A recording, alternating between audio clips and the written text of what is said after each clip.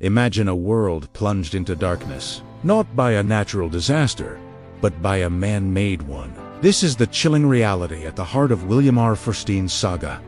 A story that begins with a single, devastating moment. 1 second after a series of high-altitude electromagnetic pulse explosions, or EMPs, the United States is sent hurtling back to the 19th century. Cars stop, dead planes fall from the sky. The grid is gone. In the small town of Black Mountain, North Carolina, a former Army colonel named John Matherson finds himself leading a community teetering on the edge of collapse. The initial days are a frantic scramble for survival. Food is scarce, medicine runs out, and the thin veneer of civilization wears away, revealing the desperation beneath. The struggle is brutal, relentless. John's family, like every other, is tested. His diabetic daughter, Jennifer, faces a death sentence as the town's supply of insulin dwindles. The chaos soon breeds monsters. A cannibalistic posse, preying on the weak, descends upon the community. John is forced to militarize the town, turning neighbors into soldiers. The fight is bloody. A grim taste of the New World Order.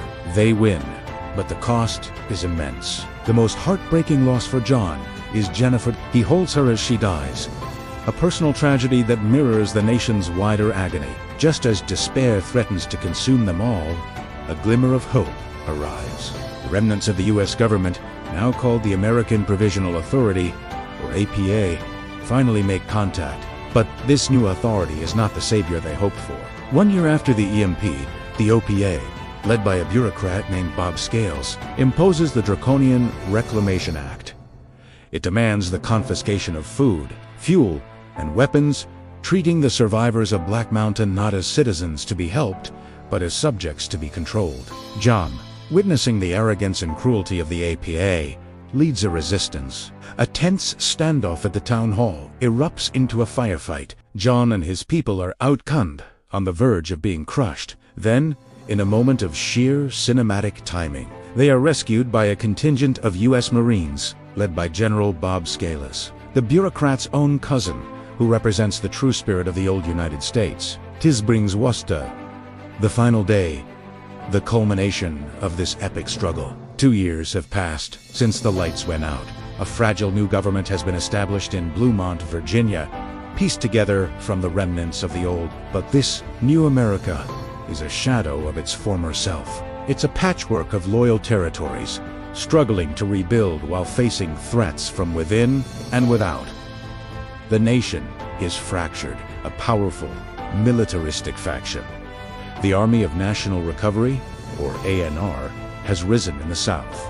Led by the charismatic and ruthless General Sibley, the ANR rejects Blumen's authority, advocating for a brutal, authoritarian path to reconstruction. They see the survivors in places like Black Mountain as impediments, resource drains to be eliminated. John Matherson, now a key figure in the new government's structure, is promoted to Major General and tasked with a monumental responsibility to prepare for the inevitable conflict with Sibley's forces. His home, Black Mountain, becomes the linchpin of the entire defense. Its strategic location, commanding the high ground and the crucial mountain passes, makes it the key to the eastern seaboard.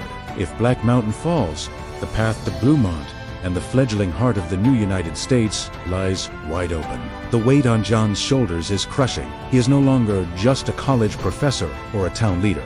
He's a military commander, planning a war that will determine the nation's soul. The book delves deep into his internal conflicts. He is haunted by the past, the loss of his daughter, the friends he's seen die, the morally gray decisions he's had to make. He questions the very nature of the civilization he's fighting to save. Is the new America they are building worth the price of more blood, more war? Can they rebuild without becoming the monsters they are fighting? This moral dilemma is at the core of the story. The new government, desperate for resources, begins to resemble the APA they once fought against. They institute drafts and confiscate property, forcing John to enforce policies that taste like the tyranny he once resisted. He finds himself at odds with his own command, wrestling with orders that blur the line between necessity and oppression. His relationship with McCullough, a nurse who has become his partner, is his anchor in this storm, a reminder of the life and the love he is fighting for. Meanwhile, General Sibley is not idle. He is a cunning strategist, and his ANR forces are well-equipped, disciplined, and utterly ruthless. They have scavenged and repurposed old military hardware, and their ideology is seductive to many who are tired of chaos and starvation. Sibley promises order, strength, and a swift, brutal peace. The intelligence reports paint a grim picture. Sibley's army is on the move, pushing north, and their objective is clear. Black Mountain, John and his people prepare for the onslaught. They fortify the town, set up defenses, and train every able-bodied person. The citizens of Black Mountain, who have already endured so much, must once again become warriors. The narrative masterfully builds the tension, detailing the strategic planning, the reconnaissance missions, and the gnawing anxiety of waiting for battle. We see the return of familiar faces, each hardened by 2 years of survival, each with their own ghosts. The climax of the book and the trilogy is the final, epic battle for Black Mountain. It is a brutal, modern-day Jones militia, a ragtag force of college students, townsfolk, and a handful of loyal soldiers must hold the mountain passes against Sibley's superior army. The fighting is visceral and devastating. Forstchen pulls no punches, depicting the sheer horror of modern combat, fought with limited resources. It's a clash of not just armies, but of ideologies: the democratic, community-focused ideals of John Matherson versus the cold, totalitarian efficiency of General Sibley. John is in the thick of it, leading from the front. He's a tactician, using his knowledge of the local terrain to his advantage, setting traps and ambush. But he's also just a man, terrified and exhausted, watching his people die. Every casualty is a personal blow. He faces Sibley's forces in a desperate, last-ditch defense of the town. The battle rages, and for a time, it seems that all is lost. John's forces are pushed back. Their lines are about to break, and the fall of Black Mountain seems inevitable. But in this darkest hour, help arrives. The new government in Bluemont, rallying every resource it has, sends reinforcements. Loyal military units, including air support in the form of old, refurbished A-10 Warthogs, streak across the sky. It's a turning point.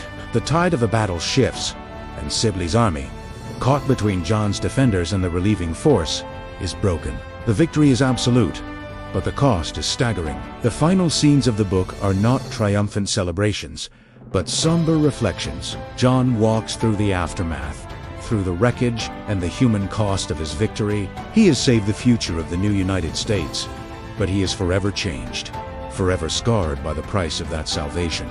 The final day is a powerful conclusion to the saga, a stark and unflinching look at what it takes to rebuild a world from its ashes. It's a story about war, survival, and the difficult choices that define us. It reminds us that even after the final battle is won, the struggle to remain human, to hold on to our principles in the face of annihilation, is the war that never truly ends.